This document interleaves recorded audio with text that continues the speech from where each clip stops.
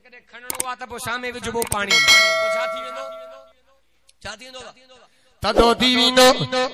जॾहिं ॿिया मलाक होश में आया जनाबे जिब्रील गॾिजी आया जो असांखे पतो ई न आहे अल्लाह पाक कहिड़ो ऐलान फरमायो जनाबे जिब्रील में बि दम ई न आहे जो मोहम्मद अरबी जो क़ुरान पढ़े जनाबे जिब्रील चवंदो पियो फरमाया क़ाल अल्हम्दुलिल्लाह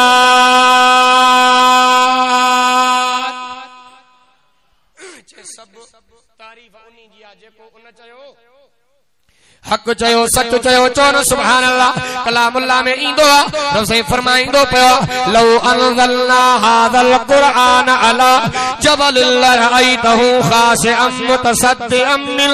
खशियतिल्लाह चोन सुभान अल्लाह अल्लाह तबारक व तआला फरमाइंदो पियो जेकर इनी कलामुल्लाह के जबलन ते नाज़िल कया वदन खणी न सगना पहाड़न ते नाज़िल कया वदन खणी न सगना पतो पियो कलामुल्लाह जो वजन जबलन को मथे आ पहाड़न को मथे आ मलाइकन को मथे आ को सवाल तो पैदा थे त मोहम्मद कीअं खयो वो नबी से कीअं खयो जॾहिं हे जलाली किताब मोहम्मद अरबी जे कल्बे अतर में आयो त कुरान थदो बणजी चोन सुभान अल्लाह नंढो भी खयूं पियो वञे वॾो भी खयूं पियो वञे नंढो भी खयूं पियो वञे वॾो भी खयूं पियो वञे मर्द भी खयूं पियो वञे त औरत भी खयूं पई वञे चौन सुभान अल्लाह पाक नबी इमामुल अंबिया जी गुलामी कर त बई जहान बणजी वञनी ॻाल्हि याद आ काथे मसलो पोतो कोरट में जज छा चयो एड़ी तरतीब बनायो जे तवां जो इते मसलो हल थी वञे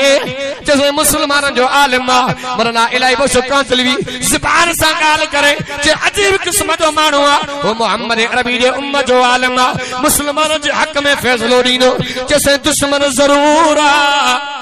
पर कूड़ो न ॻाल्हाईंदो आहे अल्लाह अकबर कबीरा जॾहिं कुरान में मसलो पहुतो आहे चवण सुभान अल्लाह होॾो जाहिल हेॾो आलिम होॾो ज़ालिम होॾो ज़ालिम हेॾो आलिम होॾो नाहक हेॾो हक होॾो गद्दार हेॾो नबीअ जो यार होॾो गद्दार हेॾो सच्चार होॾो गद्दार हेॾो वफ़ादार चौन सुभान अल्लाह पाक नबी इमाम अल-अंबिया हजरत मोहम्मद अरबी जे तरीके ते जिंदगी गुजार त बई जहान बणजी वञनी कसम खुदा दी चो सुभान अल्लाह कसम खुदा दी मेरा ईमान के हर जमाना हजूर ताए मैं जेनू वेखा मैनू ए लगदा कि हर दीवाना हजूर ता चौन सुभान अल्लाह अल्लाह अकबर कबीरा जजो चोंदो पियो एड़ी तरतीब बनायो मौलाना कांदलवी रहमतुल्लाह अलैह जने कुरान जे कटण में बीठो आ मुसलमान हार खणी आया कंडियूं खणी आया गुलन जा हार खणी आया के चवण वारे चयो मामलो कहिड़ो आ मसलो कहिड़ो आ जे मुसलमान मोहम्मद अरबी जे उम्मत जो आलिम मुसलमानन जे हक में फैसलो ॾींदो अल्लाह अकबर कबीरा मौलाना कांदलवी रहमतुल्लाह अलैह तुझे अखलाक कुर्बान वञा कटड़ में बीठो आ जज तके दो वकील इंतजार में मुसलमान इंतजार में हिंदू इंतजार में जज तकींदो पियो आ मौलाना फरमायो साजे करे कृषि नज़रन सां ॾिसंदो पियो आ जैसे हक़ ऐं सच जो भेड़ो आ जे घबराए ना जे नबी मोहम्मद अरबी जी मां गुलामी कई आ उन मोहम्मद अरबी जे शरीयत में कूड़ हणण जायज़ न आहे हक़ ॻाल्हाया जे हक़ ॻाल्हा किसे जय पिलाड़ ते झड़ो आ इहो पिलाड़ मुसलमानन जो कोने पर हिंदुन जो पिलाड़ सारा मुसलमान कावजिया हार करीबिया कंडियूं करी पयूं अल्लाह अकबर कबीरा मौलाना जने बाहर निकरंदो पियो जजो ईसाईया अखिन मो पानी वंदो पियो चोंदो पियो हिंदुओ अॼु केस मुसलमान हाराया पर मोहम्मद जो इस्लाम खटियो बाहर निकरी आया मौलाना कांदलवी रहमतुल्लाह अलैह जे हथ दे बैयत करे पाक नबी मोहम्मद अरबी जो कलमो भरे जो मुसलमान बणजी आ पांजो किरदार एड़ो बणा उथण वेड़ो एड़ो बणा किरदार एड़ो बणा जो दुनिया दिसी तुजी तारीफ न करे केजी तारीफ करे केजी यो उलमा देवबंद जो मकाम हजरत अम्मा फातिमा जी कब्र काथे आ जन्नतुल बकिया जे अंदर हजरत अम्मा फातिमा जे कदम में जी कब्र मौलाना ज़करिया रहमतुल्लाह अलैह देवबंदी जे 18 साल मोहम्मद जे मदीने में पढ़ायो जे फज़ाइल अमाल लिखयो चोर सुभान अल्लाह हजरत अम्मा हलीमा जी कब्र काथे आ जन्नतुल बकिया जे अंदर हजरत अम्मा हलीमा जी कब्र काथे आ जन्नतुल बकिया में हजरत अम्मा हलीमा जे कदमन में जंजी कबरा मौलाना खलील पुरी देवबंदिया हजरत तल्ला हजरत जुबैर जी कब्र काथे आ जन्नतुल बकिया जे अंदर इन सहाबन जे कदम में जंजी कबरा मौलाना मुज़फ्फर हुसैन कांधली मौलाना मुज़फ्फर हुसैन कांधली देवबंदिया नजर कजा अज भी काबे जो इमाम देवबंदिया अज भी जे बातिल के गोडा खोड़ाया थी फजलुर रहमान देवबंदिया नारे तकबीर शाने मोहम्मद मुस्तफा उलमाए हक उलमाए देवबंद नारे तकबीर पाक नबी जो मेराज अचो भला दे मेराज कुरान काथों आयो बाबा मथों मीह काथों इंदो आ भला अल्लाह पाक कुरान के इन कलामुल्लाह के मीह जे पानी सा तस्वीर चौन सुभान अल्लाह मां कौन पे जमा कुरान में बयान फरमाए बिस्मिल्लाहिर रहमानिर रहीम चौन सुभान अल्लाह फरमाए औ कसय्यिबिन मिनस समा रब से फरमाइंदो पियो मीओ काथों वसाइंदो मथों इंदो हे कलामुल्लाह काथों आयो मथों आयो पर मैं तंजीलुम मिर रब्बिल आलमीन चौन सुभान अल्लाह मीओ काथों इंदो मथों इंदो कलामुल्लाह काथों आयो मथों आयो पो मां बादल में चोंदो जने मीह जो पानी गैराबाद जमीन दे पवंदो पोखन थींदी गंद जरूर जमंदो 23 साल इन कलामुल्लाह वारो मीह मोहम्मद अरबी जे कल्बे अतर ते उठो आ चोन सुभान अल्लाह पाक नबी इमामुल अंबिया जे दिल वारे जमीन मां एड़ा गुल निकली पिया जो पूरी दुनिया इस्लाम कलमे कुरान सा रोशन थी वई चोन सुभान अल्लाह अल्लाह अकबर कबीरा पानी में खुसूसियत केड़ी आ जने बाह ते पानी पुजंदो आ बाह विसाम नी विंदी आ जने मोमिन पुरसलात जे पुल तो गुजर कंदा जहन्नम जी बाह मोमिन सा गालाईंदी चवंदी जुस या मोमिन जल्दी ट्रप जल्दी क्रास दीवन अल्लाह अकबर कबीरा जल्दी ट्रपीवन जे खतरो त मुखे आ खतरो दा मुखे आ जे तू तकड़ सादे करे कंदी पईया जे कीन तकड़ कया जेको मोहम्मद अरबी जो कलामुल्लाह तमा जे कल्बे अंदर में आ तमा जे दिलन जे अंदर आ उन कलामुल्लाह जे करे एड़ी त नूरानियत वाली लाइट बरंदी पईया जो मुझे ओबर के थधो कंदी पईया कुरान काथों आयो मथों मोहम्मद जो मेराज काथे आ बा कुरान में फकान का बकौसैन औ अदना अल्लाह पाक बिन कमानन जो मिसाल छोड़नो आ कुरान में मुखो वड्डा बैठाओ जदे अरब पाण में वडेरा मुआइदो कंदा हन वो बकरी ज़बह कंदा उन जे खून में चीच बोड़ींदा हो भी बोड़ींदो हो भी वो चोंदो तू भी इकरार कर मुआइदो कर पो कमान खणींदा भला तीर उठदो तीर बीबी वारा घुमाईंदा था एकड़ी दा कमान पो कमान खणींदा उन के हिय कंदा अध गोलाई ठई वेंदी अध गोलाई अल्लाह जे सिफतुन जी भी गोलाई ये शिकींदा अध गोलाई हो वरी हो भी कमान खणींदो अध गोलाई अध हुन जी अध हिन जी पूरो गोल ठई पूरो गोल इकरार कंदा उन गोलाई के मिलाए जेको तुंजो दुश्मन ना वो मुंजो दुश्मन ना जेको तुंजो दोस्त आ वो मुंजो दोस्त आ अल्लाह पाक मोहम्मद के मथे घुराए हो आबिदे बरहक हो माबूदे बरहक अल्लाह जे सिफतुन जी भी गोलाई आ अल्लाह मोहम्मद के घुराए गोलाई पूरी करे रब इकरार चौन सुभान अल्लाह ए सोना मोहम्मद जेको तुंजो दोस्त आ वो मा रब जो दोस्त आ जेको तुंजो दुश्मन आ वो मा अल्लाह जो दुश्मन आ नबी जो मेराज काथे आ मथे आ इन्हीं महीने दे अंदर हजरत अमीर माविया जी भी वफात आ। चौन सुभान अल्लाह केड़ो अमीर माविया वो हजरत अमीर माविया जो मोहम्मद जो सहाबी भी आ, मोहम्मद जो संडू भी आ, मोहम्मद जो सालो भी आ, तो मोहम्मद जो सहाबी भी आ। हजरत अमीर माविया नजर कजा मोहम्मद जो सहाबी, मोहम्मद जो संडू, मोहम्मद जो सालो, मोहम्मद जो सहाबी पाक नबी इमाम अल अंबिया जे डोहटे हजरत उस्मान जे पुत्र हजरत अब्दुल्ला जो सहरो बिया। सुभान अल्लाह केड़ो हजरत अमीर माविया, हजरत अमीर माविया तुझे मकाम तमा कुर्बान वन्या जे मोहम्मद अरबी ही फरमायो यबअसल्लाहु मुआवियत यौमल क़ियामत व अलैहि रिदाउम मिन नूरिल ईमान। नबी से फरमायो क़यामत जे दिहाड़े जदे अमीर माविया उथंदो उन जे चेहरे ते नूर ईमान जी चादर हुंदी। चो न सुभान अल्लाह बीजा ते मुझो मोहम्मद तो फरमाए चो सुभान अल्लाह केर में फरमाए नबी अलैहिस्सलातु वस्सलाम फरमायो लगे तो वठी एरे भी अचौंदा पाक नबी इमामुल अंबिया जे सहाबी हजरत अमीर माविया जी वफात महीनो रजब जो हजरत अली जो जमण महीनो रजब जो अली के भी असा मञण वारा जो अली अलिया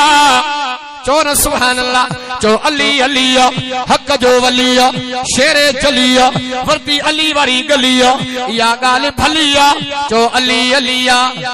जो अली अलिया नफरत न कर हेडे हलिया होडे भी हैदर अली अलिया हेडे भी हैदर अली अलिया असा अली के भी मञण वाला अली आबेदा अली जाहिदा अली साबिरा अली शाकिरा अली गालिया अली पको नमाजिया अली दिलबरा अली रहबरा फातिह खैबरा कायनात के खबरात सक्कर वारन के भी खबर अदा हजरत अली जा भी गुलाम वो कहीं चयो चो न सुभान अल्लाह बड़ा प्यारा लगदा है नाम अली दा आखो न सुभान अल्लाह थोड़ी थोड़ी सराजी में आखो सुभान अल्लाह बड़ा प्यारा लगदा है नाम अली दा दुश्मन नु वाक में गुलाम अली दा। अदा हजरत अली मुर्तजा शेर खुदा रज़ी अल्लाह तआला ने कभी मञण वारा चोन सुभान अल्लाह अली जो मकाम भी बुधायो वन्या हजरत अली जी अम्मा थी फरमाए अली जाओ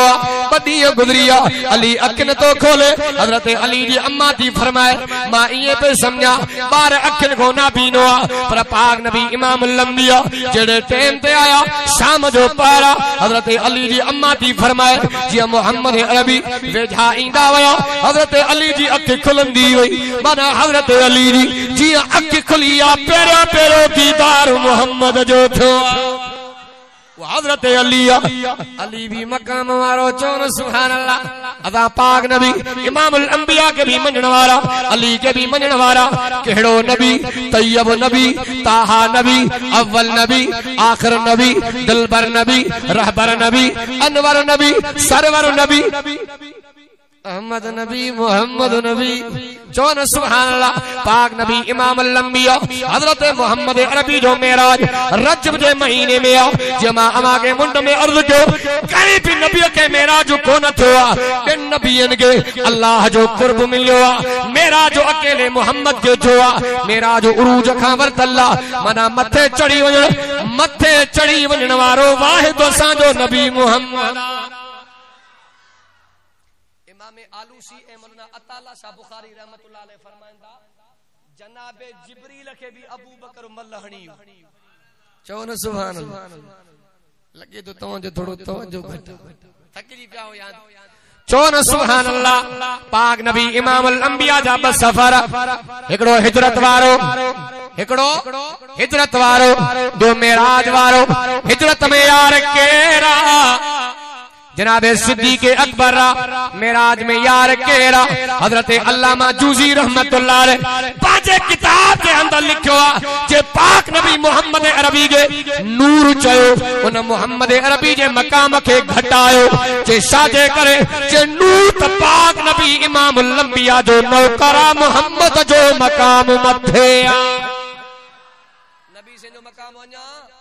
अन्या मथे आ चौन सुभान अल्लाह पाक नबी इमामुल अंबिया हजरत मोहम्मद अरबी सल्लल्लाहु अलैहि वसल्लम ने मथे वञण जो वारो आयो केर पियो जगाइण अचे चवा आलमन को ॿुधंदा हो अल्लाह फरमाए जिब्रील मुझो मोहम्मद अरबी आरामी दी मथा कची निंड में मोहम्मद के जगाए बेअदबी थी पई ओ मुझा सुना अल्लाह तुझे मोहम्मद के किए जगाया अल्लाह फरमाए जिब्रील पजा नूरानी चप्पा मोहम्मद अरबी जे पेरन मुबारक जे तिरन ते रख जा पाक नबी इमामुल अंबिया सुजाग थी पोना चोन सुभान अल्लाह के अल्लाह वाले चुम चुम के तलिया चुम चुम के तलिया साइनू जगाया चुम चुम के तलिया साइनू जगाया जिब्रील रबता पैगाम लाया वो चुम चुम के तरीको किरदार एड़ो रख जो दुनिया तुझी तारीफ न करे केंजो चर्चो हो जे पो मां चोनो घर में भी एड़ो तरीको रखो जेको पैगंबर का साबित माखे लगे तो थोड़ी हेडी होडे गालियूं वेंदियूं हां साईं ए पो घर वारन सा भलो हलण भी सदको थव मां के जा क्यों वायदो पो हमरा लिखी पर्ची जिसे भला मौलाना अब्दुल्ला अब्बासी मौलाना सिराज अब्बासी मां ते का छो हुंदी गाल समझो बा मुझे घबरा न तू छो थोट दी जैसे लगे तो तोखे माई जी सट न आई मुझे घबरा न मां भी बमायूं पे पालिया चो सुभान अल्लाह नबी से फरमायो जाल सा भलो हलण सदको छा बा घर वाले सा भलो हलण ए तमा आलमन को बुधो दो नबी से को साबित असर जी नमाज पढ़ी करे अक्सर इयो टाइम नबी अलैहि सलाम पांजे घर वारन के दीला ए असा अल्लाह माफ करे पो सुबह वारो मोह ही माशाल्लाह मना बाईपास वाले होटल दे हुंदो को पुछंदो इए छो साईं असुल घर वारी चाहे में मजो कोने गाल समझो बा पो वीहे वारा के कहूंदा घर वारन के पापा मिल्या अल्लाह न घोरड़े मुजा पपला पुट तुझे पीसन हां सही नबी अलैहि सलातो सलाम असर वारो टाइम अक्सर पांजे घर वारन दीदा त आलम को तस्दीक हो नबी अलैहिस्सलाम आया नबी अलैहिस्सलाम न्यू सारियों घर वारियों कजी है एकड़ा अंग्रेज आज 216 ड्रामा लिखा है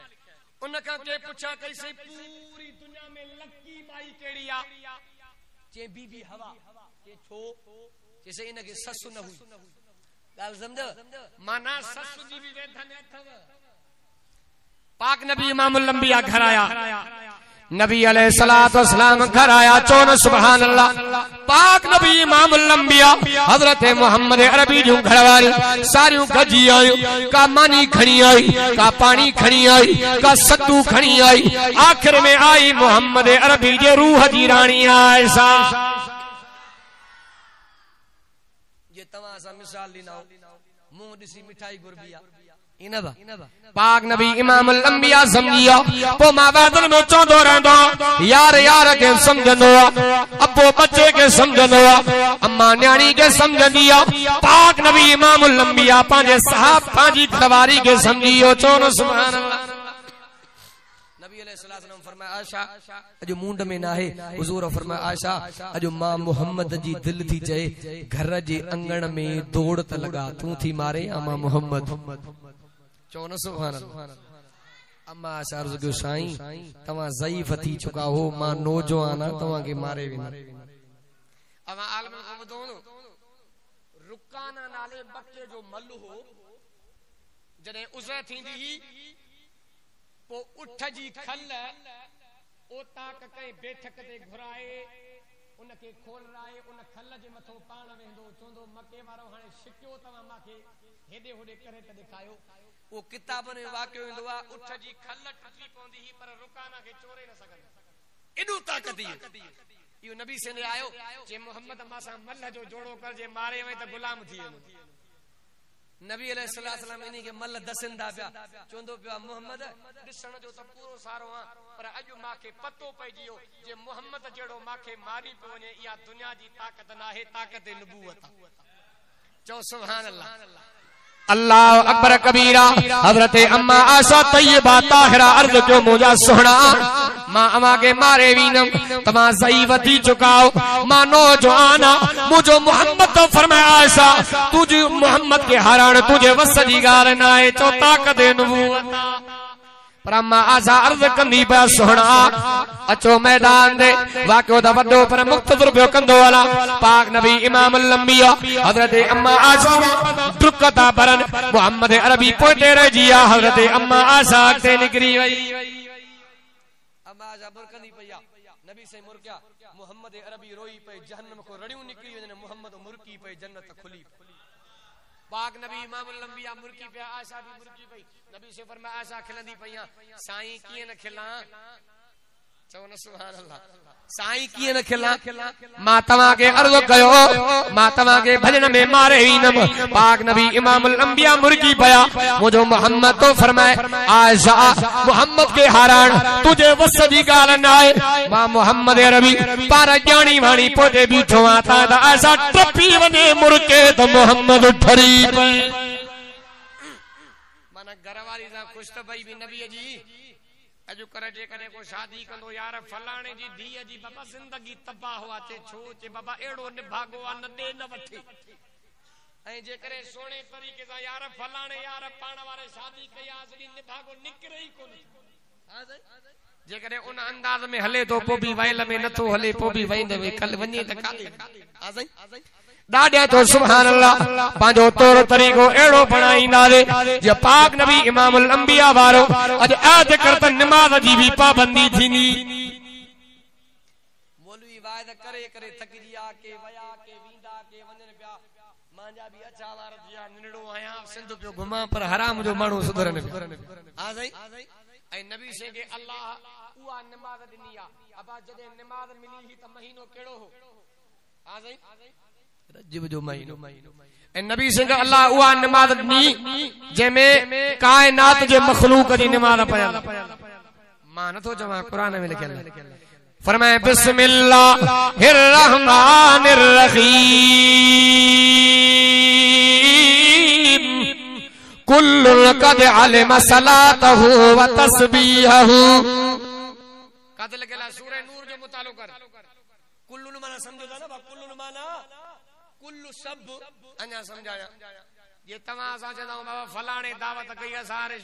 शोरे जे शादी में सब यार आया कुल्लु आया हां सही अजु कोल समझा सिंधी भी मक्के मदीने में रहंदा एड़ा जुबा ता पाइन जो अरब भी भुलिया ता वने एकड़ो हो सिंधी वे भुली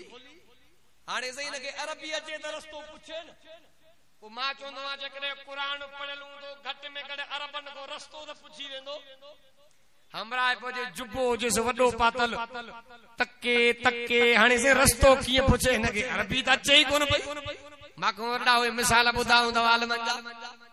ओ चोंदो पियो आवनी की तक्के तक्के चे एहदन सरादल मुस्तकीम आल समझो मदा रस्तो वठा हुन चोए को निभागो ठीठ अरबा जो कुरान वाली अरबी नसुनी पियो गाल चे एहदन सरादल मुस्तकीम सरादल लदीन बा सिधो हलियो अन्नम तले में वकर थी गरल मजदूर सामो काबू अब एड़ा मानू भी अच्छा समझो था ना कुल्ल माना कुल्ल सब आज करत नमाज जी भी पाबंदी थी ए पांचे बच्चन के कलामुल्लाह वाली तालीम देवाई ए वो कुरान हिन कुरान में हर नबी जो बयान मां आवा का पूछा दो असा जेला अल्लाह जो कुरान मोहम्मद जो फरमान काफी ओ बेन नबी जा किस्सा अल्लाह जो कुरान में बयान किया इन जो खुद नबी सही जवाब नो मुस्लिम शरीफ की रिवायत नबी अलैहिस्सलातु वस्सलाम ही फरमायो अस्सईदु लिमन वयद बिगैरिही नबी से फरमायो भलो वो आज को बेखे दिसी पाण सुधरी पवे बेख दिसी पाण अन्या तमा के बड़ा मिसाल खोले समझाया शीयो गिदड़ शीयो बगेड़ो ऐं गिदड़ जी पाण में यारी ॻाल्हि सम्झो शींह कयो शिकार गॾो बि मारे हरणो बि मारे सेहड़ो बि मारे चई बगेड़ खे विरहाए त कीअं खाऊं ॻाल्हि सम्झो था विरहाए त कीअं खाऊं बगेड़ जो से कम त विरहायो पियो चई कीअं चइसे तू भी वॾो आ गॾो बि वॾो आ देश भरो ॻाल्हि सम्झो बाक़ी हरण मुंहिंजे हवाले आ जो पाण असां वित में मिलऊं था बाक़ी जेको सेहड़ो आ इहो हवाले उनी जे शींह के आई कावड़ चई शिकारो कया मां वरी भलो हरणो खाए तू ठका जो चंबो जो कराए त मेजालो यार जो कढी चई गिदड़ खे त पैसो कर त कीअं खाऊं गिदड़ जो से कम त विरहायो पियो चई कीअं जैसे गॾो खाओ हाणे हरणो खाई जाए मांझाते में रात जो सेहड़ो खाई जाए शींह कंदो हल एॾा भला फैसला ने भागा काथों सिखिया ॻाल्हि समझो एॾा भला फैसला सुरीला फैसला वॾे अकुल जी ॻाल्हि कई थी जैसे हुन जो हरामी जो मेजालो निकतो ॻाल्हि समझो अकुल बंदो इंसान उहा जेको ॿिए खे ॾिसी पाण सुधरी पवे ॿियनि नबियुनि जा किस्सा वाक़िया अल्लाह क़ुर में इन जे करे बयान कया ता त मोहम्मद जी उम्मत खे सिधी वाट ते हलण सवलो थी अॼु अद कयो त नबी अलैहिस्सलाम जे तरीक़े ते ज़िंदगी गुज़ार आलमन जो साथ ॾींदासीं असां वाइदा त वॾा कंदा हूं पर एन टाइम ते फ्री वेंदा हूं इन बा एन टाइम ते अब तो बस क्यों ना खितल छुदा ऐं हिकड़ा अक्सर दोस्त जो बाबा मौलविन जो सियासत सां छा चवंदा हूं न बा पो मां वादन में चवंदो आ आलमन खो ॿुधो हूंदो अंग्रेजी पढ़ण वारा केॾा बि वॾा सान दान त थी वञनि कॾहिं बि बातल सां कोन वणंदा पो बि पादरनि खे मुल्ला ऐं पलनि ते वेहण वारा आहिनि अञा तव्हांखे मिसाल समझाए कीअं अब कराची विया माल जे वारे में वॾो हिकिड़ो सान थींदो आहे जेकॾहिं बदिलजी पए त खल्क कुटे पर ॿार बि रसो विझी हुनखे वठंदो आहे फेराईंदो छो त नंढपण जो रसे जो हिरल हूंदो आहे ऐं हिकिड़ी हूंदी अथव कचे जी गऊ उन्हनि भागी खे रसो विझो मरंदी गिग वहंदी पर रसो विझो पोइ मां चवंदो मुल्ला थी कचे जी गऊ चओ सुभान अल्लाह मौलवी थी कचे जी गऊ छो असांखे मदरसे जे अंदर आज़ादी ऐं गैरत जो सबक मिलंदो अॼु आज कर त पंहिंजे बचन खे हीअ तालीम ॾिवाए ऐं आलम जो साथ ॾींदासीं निमाज़ जी पाबंदी ज़िक्र अज़कार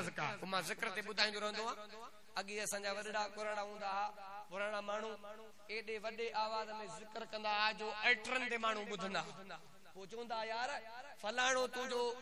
वाले साहब एड़ो तो सोनो जिक्र पियो करे जो मां ज़मीन ते भी ॿुधा ए अॼु उहे माण्हू हलिया विया बरकतूं बि वयूं ऐं मुंहिंजो ॾाॾो आहे अल्हम्दुलिल्लाह सब को मथे उमिरि अथसि अॼु बि ज़िक्र कंदो आहे असांजा सॼा कलोड़ा ॿुधंदा कॾहिं कॾहिं कंदो आहे ज़िक्र में वॾी बरकत आहे साईं वॾा ताज महमूद अमरोटी रहमतुल्लाह अलैह वञनि पिया रस्ते सां बकरार हिकिड़ो बकरी पहाड़ी ते भॼंदो आयो चेसई या लई बिठी आ सामोचे बिठी आ चेसई लई जे पहाड़ मो अल्लाह अकबर जो आवाज तो अचे सही फरमायो खणिया कोडणी के खोटींदा वया हेठो कब्र निकरी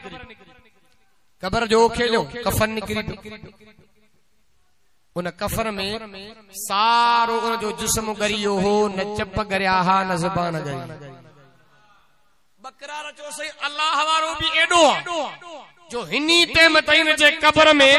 मां अल्लाह अकबर जो आवाज तो अचे जेकॾहिं नेक हो त ॿियो जिस्म छो करी साईं फरमायो हे अल्लाह जो जिक्र कंदो हो पर दिल सां न कंदो हो रियाए ॾेखा जे ख़ातिर कंदो हो पोइ बि ज़िक्र जे तासीर जे करे न ज़बान करी या न चप अॼु ऐद कर त ज़िक्र अज़कार बि थी अल्लाह पाक तव्हां असांखे उहो नबी ॾिनो आहे जो सार नबीअ जूं सिफ़तूं